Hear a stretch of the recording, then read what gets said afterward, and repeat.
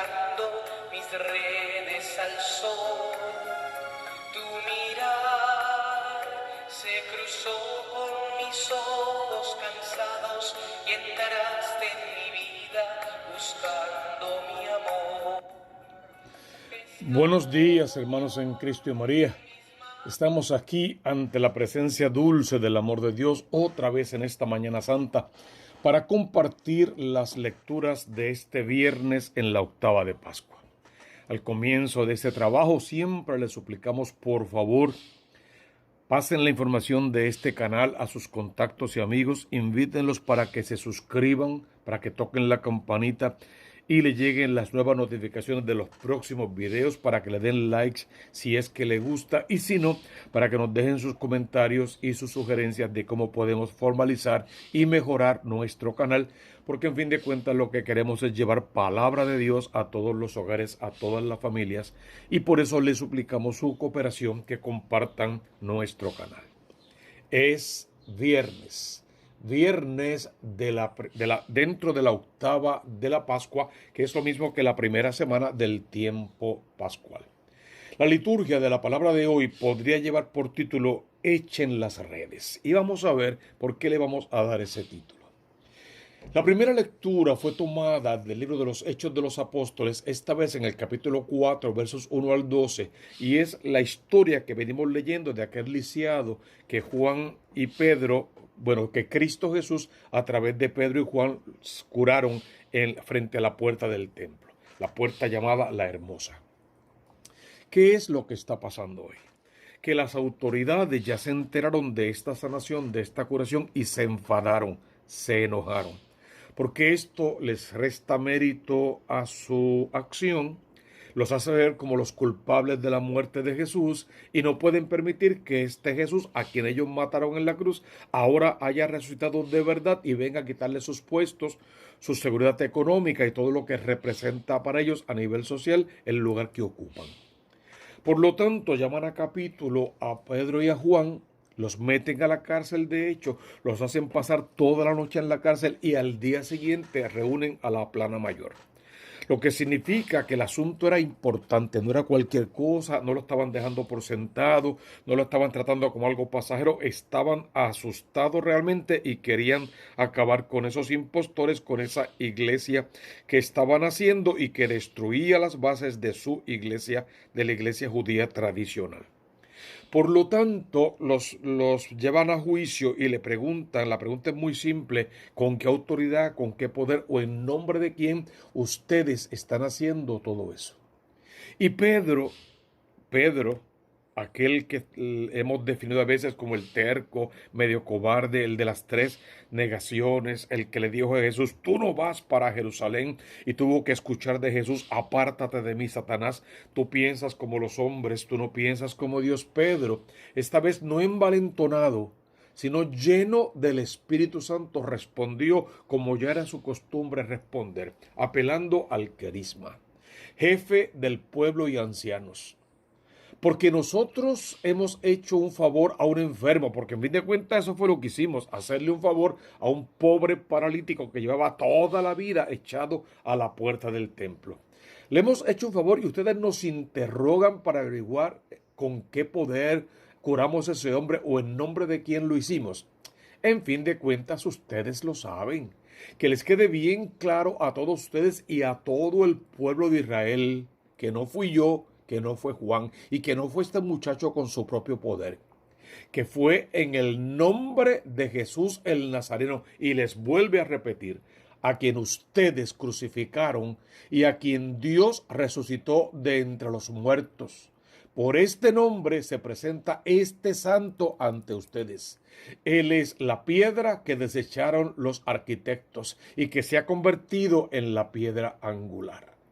Fíjense qué interesante la respuesta de Pedro, y a veces yo pienso, wow, si Pedro, además de haber dicho eso, hubiese dicho: ese Cristo, a quien yo negué 3 veces, que me interpuse en algún momento a su obra y me llevé un buen regaño de su parte. Ese Cristo a quien nuestro compañero Judas vendió por 30 monedas de plata. a quien todos abandonamos al ara de la cruz. Solo Juan se quedó medio escondido para acompañar a María Santísima.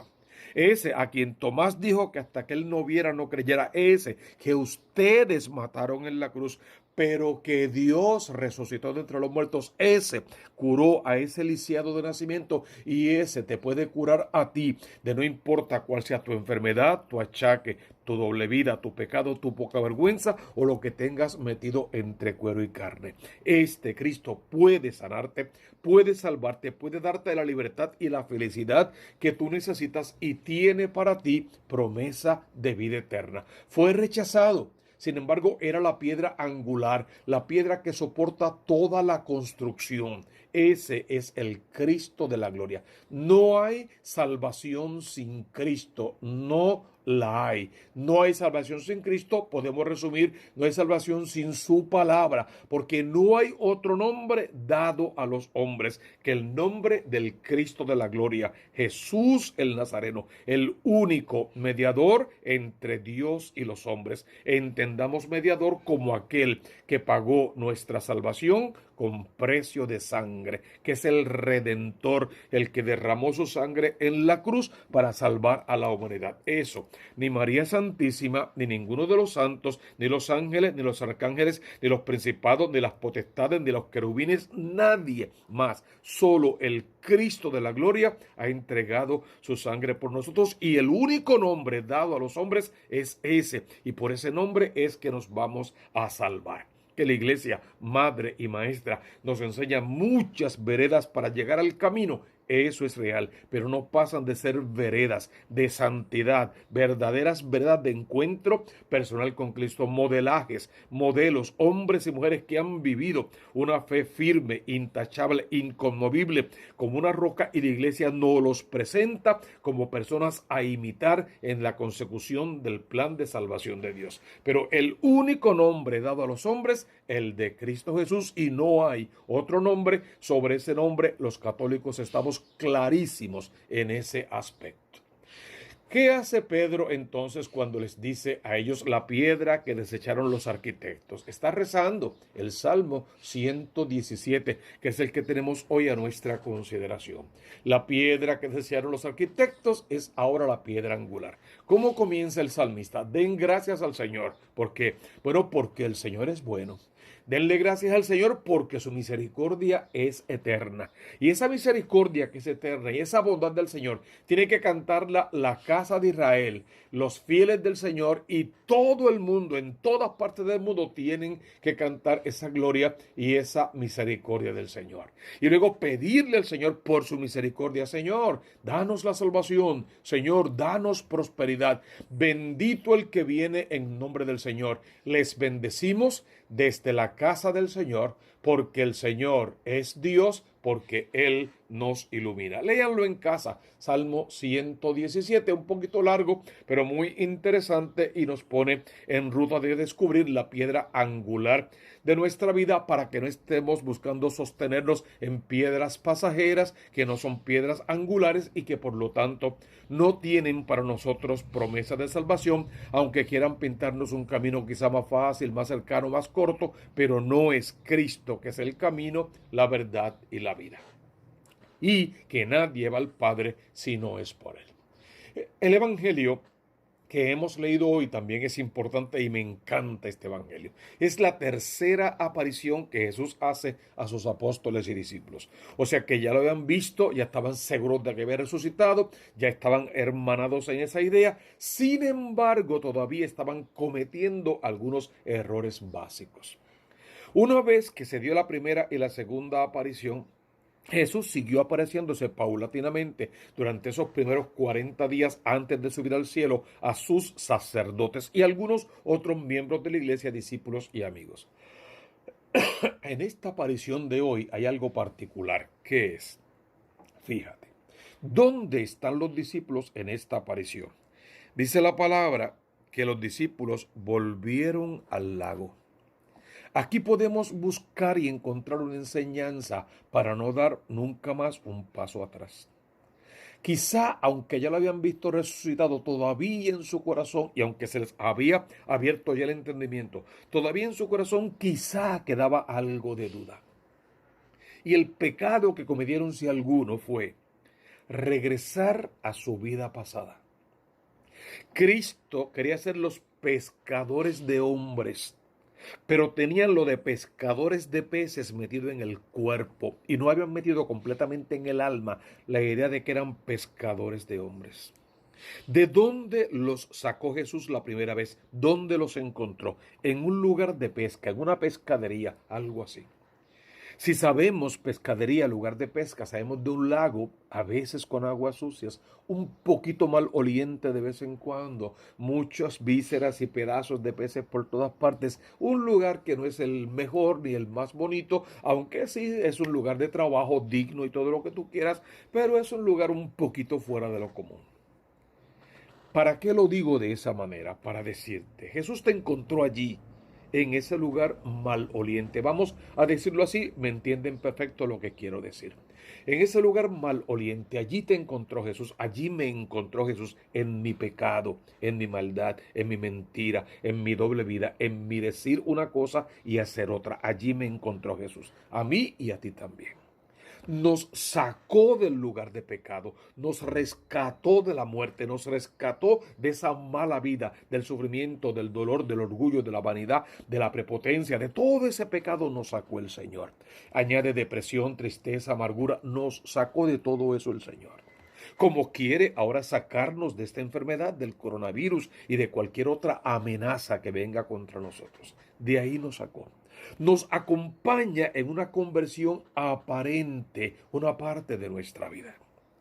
Y es más aparente la conversión cuando vengo de mi retiro de Juan 23 o carismático, Legión de María o el retiro que sea de una misa, una predicación, un cántico o de donde sea que vine convertido y donde se ve el primer inciso de que es una conversión aparente. Ya me convertí. Quiero convertir al Papa, a los obispos, a los sacerdotes, sobre todo a mi párroco y a mi vicario que necesitan conversión, a los líderes de la iglesia. Quiero convertir a medio mundo. Y en cuanto no logro convertirlo porque se me nota el fanatismo, me enojo, me divido, me voy a otro lugar que me den protagonismo o donde yo pueda fundar y ser el protagonista. Porque por lo general ese tipo de conversiones es hacia uno mismo, es hacia mí, no es hacia Cristo. Veo que era un pecador y ahora veo lo grande que yo soy, lo mucho que yo puedo hacer, lo mucho que yo sé de Dios, lo mucho que puedo predicar. Y me convierto en un fanático. Y la iglesia no quiere fanáticos, quiere profetas y hombres de fe.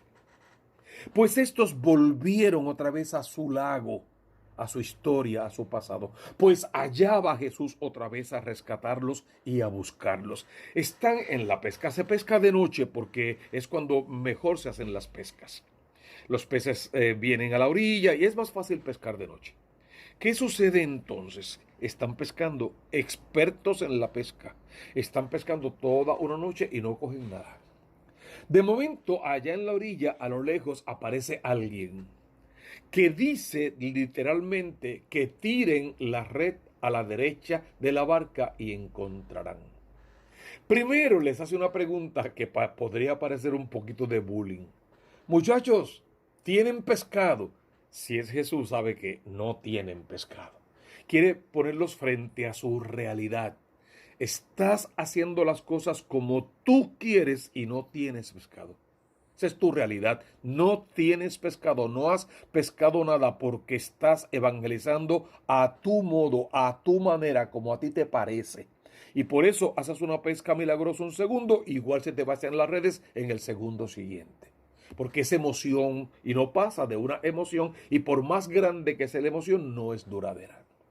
¿Tienen pescado? No, no tenemos nada. Ya conocemos otra respuesta mejor. Hemos pescado toda la noche y no hemos cogido nada. Y este hombre en la orilla le dice al maestro de la pesca, a Pedro, echa la red a la derecha de la barca y encontrarás. Yo imagino a Pedro con la poca paciencia que tenía pensando, este tipo no sabe que yo pesqué toda la noche, que soy un experto, que la tiré por la derecha, por la izquierda, por la proa, por la popa, que la he tirado por todas partes y que no he pescado nada. Yo, el maestro de las artes de pesca, no he pescado nada. Viene este novato a decirme a mí cómo tengo que pescar. Pero tiene que haberse enfurecido. Sin embargo, esta vez no pronunció amenazas, ni palabras malas, ni ofensivas. No se peleó con nadie. Lo que indica que la experiencia que ha tenido con Jesús le ha ayudado en su conversión personal. Hay ya signos de otro Pedro, de un Pedro más cometido, poco diferente y capaz de escuchar y de obedecer, que era un arte que Pedro no tenía, la obediencia, el seguimiento. Pedro, como que era jefe de pesca, quería ser jefe de todo, que es lo que nos pasa a muchos de los conversos. En un principio queremos ser jefes de todo y no nos dejamos guiar, porque ya queremos ser guiados solo por el Cristo de la gloria y olvídate de todo lo demás. Y es ahí donde perdemos el norte y el timón también. Echen la red a la derecha de la barca y encontrarán. Supongo que hubo una semidiscusión allí, sin embargo, el texto continúa diciendo, la echaron y no podían sacarla por la multitud de peces. Claro, yo siempre imagino un dato aquí. Imagino a Pedro pensando, yo soy el que sé de pesca, entonces déjame pescar a mí. ¿Cuál es la grandeza de Pedro? Que se dejó atrapar en la red de Cristo. Que antes de que Pedro echara la red a la derecha una vez más, Jesús ya había echado su red de pesca de almas y Pedro se había dejado atrapar en la red de Cristo. Y es lo más hermoso de toda la lectura. Y es la invitación para ti, déjate atrapar en la red de Cristo. Y todo lo que tú sabes hacer, de lo que eres maestro, lo harás mejor, con un mejor motivo y una mayor intención. Lo harás para la salvación de las almas y eso no tiene precio alguno. Fíjense que echaron las redes y no podían sacarla por la multitud de peces. No estaban todos los 12 apóstoles. En un principio nos dicen que solo estaban Simón Pedro, Tomás, Natanael de Canaán, de Galilea y los 12 zebedeos. 5 personas a lo sumo estaban ese día. De 11, 5 estaban allí. Sin embargo, de esos 5, ¿cuál reconoce a Jesús primero? Y aquel discípulo a quien Jesús amaba, le dice a Pedro, aquel discípulo a quien Jesús amaba. Hermano, ya, tú eres el discípulo a quien Jesús ama. Ahora, aquel amor de Jesús para con Juan era recíproco. Juan también amaba a Jesús de una manera particular. Tú eres hoy ahora el discípulo a quien Jesús ama y quizás al que ama más. La pregunta que tienes que hacerte es si tú amas a Jesús, si tienes preferencia por ese Jesús, o si ese lugar está ocupado por dioses falsos, o si tú eres el propio Dios falso en tu vida, o si hay un vicio, una calamidad, un odio, un rencor, una mentira, alguna otra idea o ideología que te ha comido la mente y te ha apartado del plan de salvación de Dios. Entre los 5 que habían, Pedro, a quien Jesús mismo había nombrado papa, Tomás, el que ya tuvo la experiencia de no haber creído y haber sido regañado y haber confesado a Jesús como Dios, estaban todos esos allí. El más joven, pero al que Jesús amaba más, y seguramente el que lo amaba más, ese fue el que lo reconoció. Para reconocer al verdadero Cristo tenemos que vaciar nuestro corazón de odios y rencores y tenemos que llenarlo del verdadero amor de Dios. Es el Señor, le dijo Juan a Pedro. Al oír que era el Señor, Simón Pedro, sin discutir, sin pelear, sin alarmas, sin nada, sin celos, sin envidia, sin nada, estaba desnudo. Claro que estaba desnudo. Cuando Cristo no está en tu corazón, estás a la intemperie, estás desnudo, estás indefenso, estás vulnerable. Y cualquiera que esté pescando, no importa para qué barca, te puede atrapar con sus frases hermosas y con sus mentiras y con sus engaños y con su mala interpretación de los textos bíblicos. Estaba desnudo, se ató la túnica y echó al agua, se revistió en un segundo de Cristo, entiéndase, y se echó al agua, se bautizó en la verdadera fe, esta vez en el fuego del Espíritu Santo de Dios. E inmediatamente que Pedro hizo eso, que se echó al agua y llegó a la presencia de Cristo, ¿qué fue lo que pasó? Los demás discípulos se acercaron en la barca porque no distaban de tierra más que unos 200 codos, remorcando la red con los peces. Al saltar a tierra ven unas brasas con un pescado puesto encima y pan. Jesús, Dios y hombre verdadero. Decíamos ayer, Rey de Reyes, Dios y hombre verdadero está cocinando, preparando el almuerzo o el desayuno. Era muy temprano en la mañana. El desayuno para sus discípulos, para sus sacerdotes. Si quieres, preparando una pequeña Eucaristía para compartirla con ellos. Cuando ven que eso sucede, Jesús les habla: traigan de los peces que acaban de coger.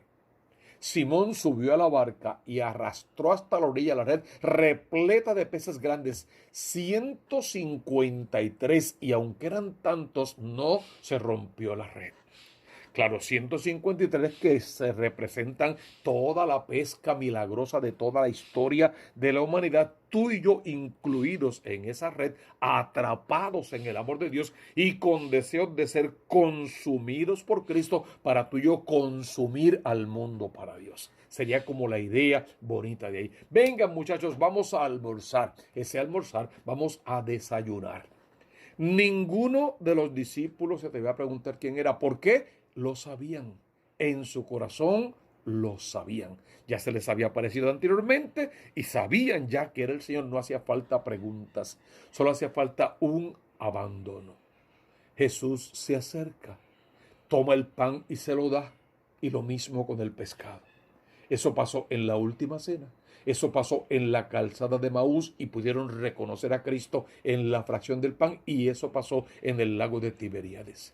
Esta fue la tercera vez que Jesús se apareció a los discípulos después de resucitar de entre los muertos.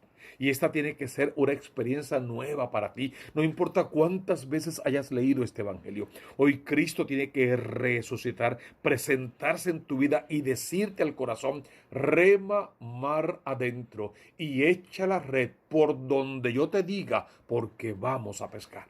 No importa por dónde has echado la red hasta ahora. Eso ha sido a tu manera. Hoy Cristo te dice: vamos a echar la red, pero a mi manera, a la forma de la salvación, de la verdadera salvación. Vamos a echar la red sabiendo que Dios, que está con nosotros, no nos abandona y no nos desampara. Oremos, hermanos. Oremos con poder para que el Espíritu Santo de Dios, tocando nuestra vida, nos deje sentir y experimentar todo el amor de Dios que está en nuestro corazón, para que nunca de Dios nos apartemos y para que nos demos cuenta de que si Dios está con nosotros, ¿quién puede estar en contra nuestra? Recibe la bendición, el poder de Dios, el toque de Dios en tu vida, para que cuanto pidas a Dios se te conceda y solo busques al Cristo de la gloria, que habitando en tu corazón todo lo haga de nuevo.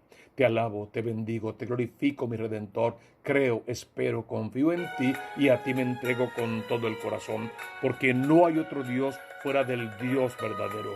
Pescador, que al pasar por la orilla del lago me viste secando mis redes al sol. Invítame a pescar contigo. Pescador, que al pasar por la orilla del lago me viste secando mis redes al sol. Tu mirar se cruzó con mis ojos cansados y entraste en mi vida buscando mi amor. Pescador, en mis manos has puesto otras redes que puedan ganarte la pesca mejor.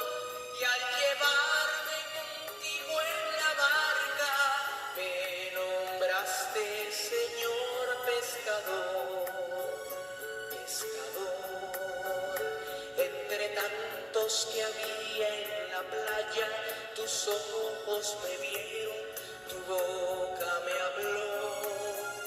Y a pesar de sentirse mi cuerpo cansado, mis pies en la arena siguieron tu voz. Pescador, en mis manos has puesto puesto otras redes que puedan ganarte la pesca mejor. Y al llevarme contigo en la barca, me nombraste Señor pescador.